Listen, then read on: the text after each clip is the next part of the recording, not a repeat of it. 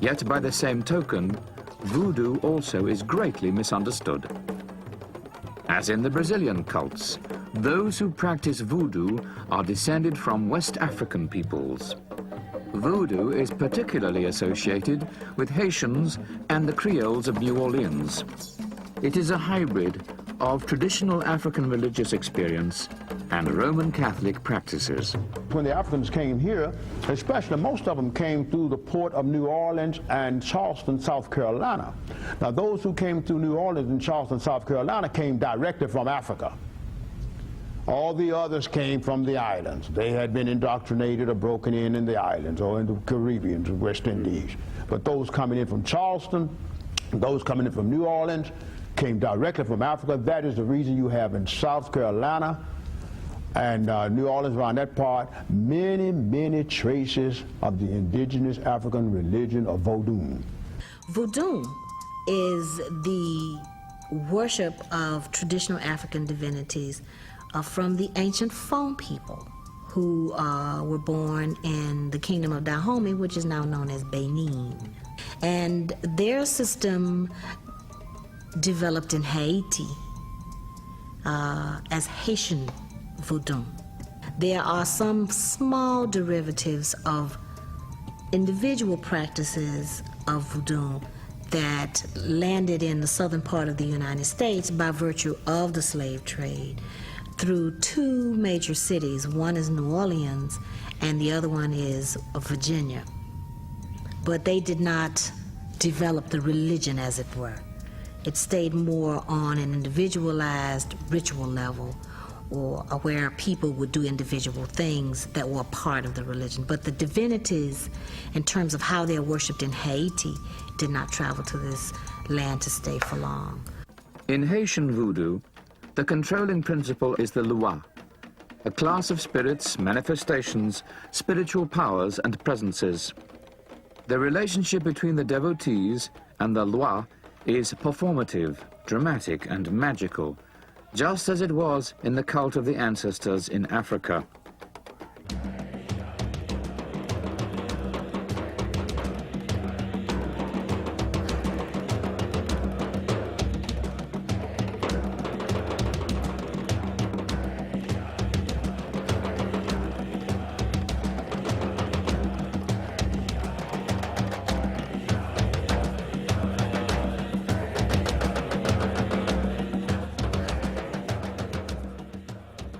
The practice of voodoo has begun to recede as Haiti has neared the end of the 20th century. One of the causes of voodoo's decline is the decay of large extended rural families. Another cause is the fragmentation of large cults into smaller cults, led by inadequately trained priests. Still another cause is poverty, which has caused a flood of voodoo devotees to turn to an urban life. In the cities, these devotees are distracted from traditional agrarian concerns and the demands of ancestral spirits.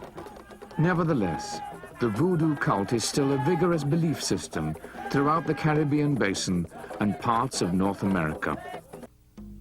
Among the lesser-known Afro-Caribbean religions is Santeria, a traditional religion that's practiced primarily in Cuba and Puerto Rico. Santeria, which means the worship of the saints, preserves distinct elements of Yoruba religion in the New World. Indeed, its central deity is Olodumare, the Yoruba high god. The Orishas, or lesser gods of the Yoruba tradition, are venerated as guardian angels by devotees of Santeria. Various versions of Yoruba are practiced among Hispanic people, where it's evolved into a practice called Santeria. The Yoruba religion got kind of fused with the French Catholicism. Some of the deities from the Yoruba religion were converted to saints, as it were, so that correspondence existed, and they were able to kind of transfer many of those same religious concepts into a more acceptable form. So the Santeria and the Yoruba are very closely connected. The author, Miheni Gonzalez Whippler, notes that each follower of Santeria uses divination to determine which Orisha is assigned as his or her guardian deity. Santerians believe in spirit possession, where the santeros are possessed or mounted by the orishas or saints. In such possessions, the santero becomes the medium by which an orisha or saint speaks face to face with the devotees. All of this involves a long and complicated system of initiation for each devotee of Santeria. Love is a virtue of the Lord Almighty, which we on earth must strive to accomplish. To attain and maintain our true loving spirit, we must sacrifice and nurture the spirit daily. Omitutu represents the coolness of Eji Agbe. Purification, good character, and long life. May we both have Omitutu. Are you buying?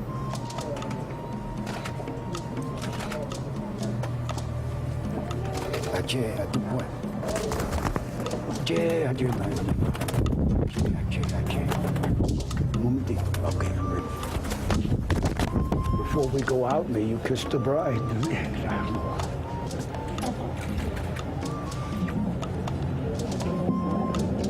Mira, está muy corto. ¿Cómo es que pasó? Vámonos. Okay. Aceh. Cuba's Spanish Catholic slave owners once associated Santeria with devilcraft, and devotees were subject to persecution, so its practices were long conducted under great secrecy.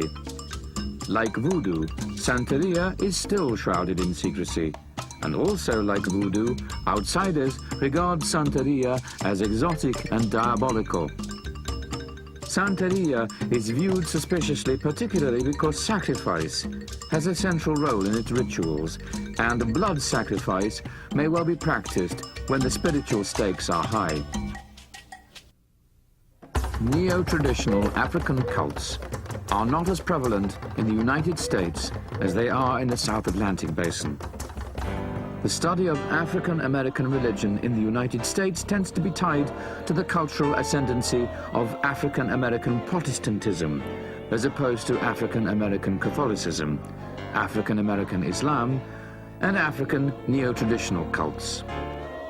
This emphasis on African American Protestantism is primarily based on the history of contact between African slaves and Protestant British colonists. In other words, it was American Protestantism that legitimized the institution of slavery in the US. And so it was Protestantism that the early slaves were exposed to. Sociologists such as C. Eric Lincoln and Lawrence Mamiya tend to describe African American Christianity in North America in terms of the black church.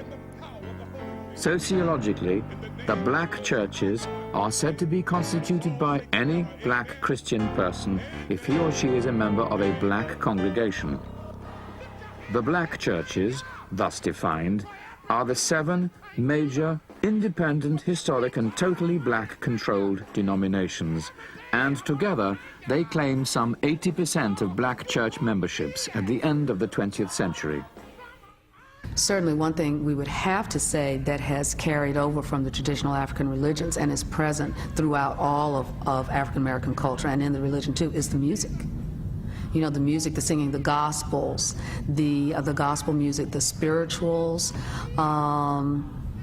just that whole body of religious performance, I guess, which is very much part of the African expressiveness, the way everybody in the congregation becomes involved and people jump up and shout and dance and are moved, and the rhythm of the service, you know, how it works up, it builds up to an intensity, and then it comes down, and it definitely has a pattern, and it has a format that allows and encourages everyone to participate and everyone to be involved.